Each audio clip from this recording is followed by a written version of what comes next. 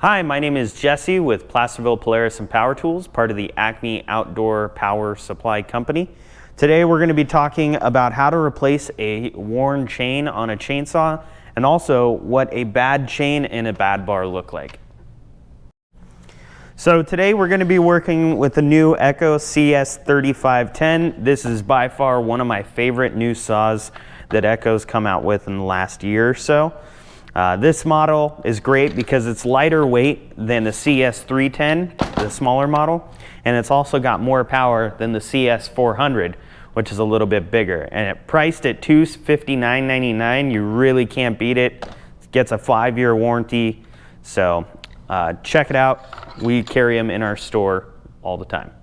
So chainsaw chains, they get dull semi-quickly depending on what you're cutting. When they get dull, you're gonna notice that the cutters right here are gonna get smaller and smaller. So there should be a line that kind of parallels the end of it on the top of the cutter. When it gets worn down enough to get to that point, you know the chain is no longer good. It can still have plenty of life left on it, but also be dull, in which case you'll need to pull it off and sharpen it either at a shop, or you can sharpen it on the bar as it sits here with a file. So to get this chain off there, now most of these saws are going to be pretty much the same. To get it off there, what you're going to want to do is you're going to want to break both of these bolts loose. Once they're loose, you can spin them off.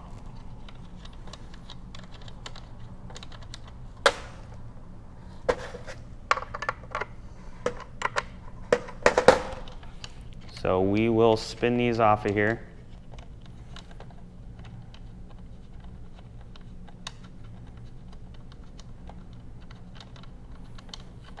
So now that they're both off, you're going to want to make sure your chain brake is not engaged. If it is, this will not come off of here no matter what you do. So we're going to disengage the chain brake. Now this will, nice and easy, come right off of there. You slide your chain back because there's no tension on it now. You pull your chain off, which way, slide it around the clutch drum. Now your chain's off. So when you're going to replace that chain, what you're going to do is slide the bar all the way down towards the sprocket. You're going to line up your chain. You want the cutter side, which is the angled side, to be on top going forward. So we're going to put it on here. Actually, with this model, I'm going to run it around the clutch drum first.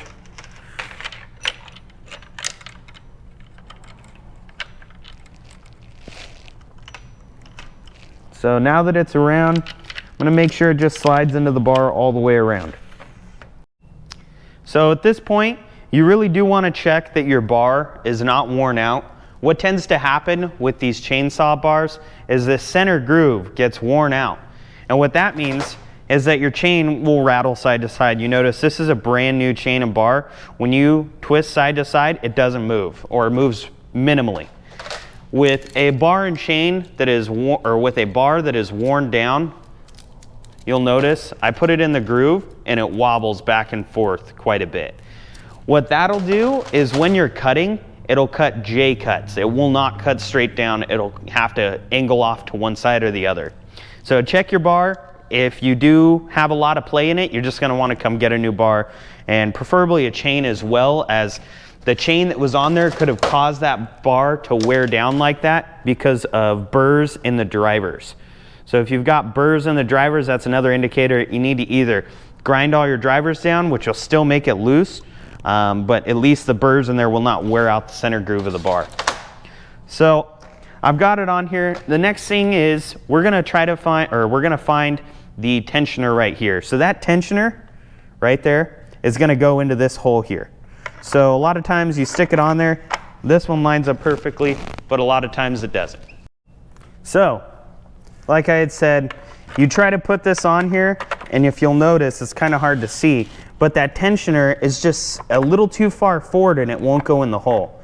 So the reason that is because it was full tight when we pulled this off. So this little rod here is far too forward. So what I'm gonna do is just not even putting it on the saw, put the flat head side into it and give it a couple turns to loosen it up. Lefty loosey, righty tighty. So I'm gonna put this back on and see how this fits. So perfect, goes right on nice and good. Take my bolts or my nuts, put them on here.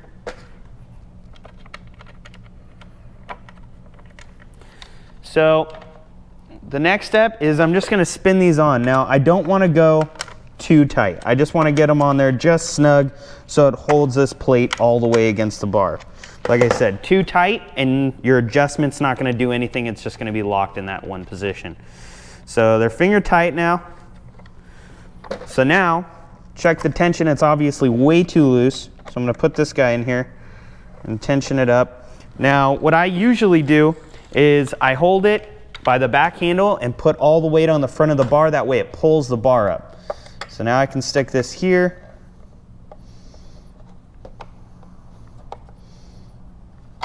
So now it's fairly tight. I'm gonna check it. Now there's a good bit of give when I pull on it, which is good. But the best way to check it is to take a rag.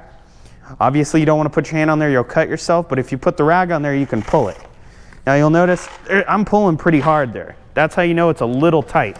So I'm gonna go back, just give it a half a turn to loosen it. Check it again.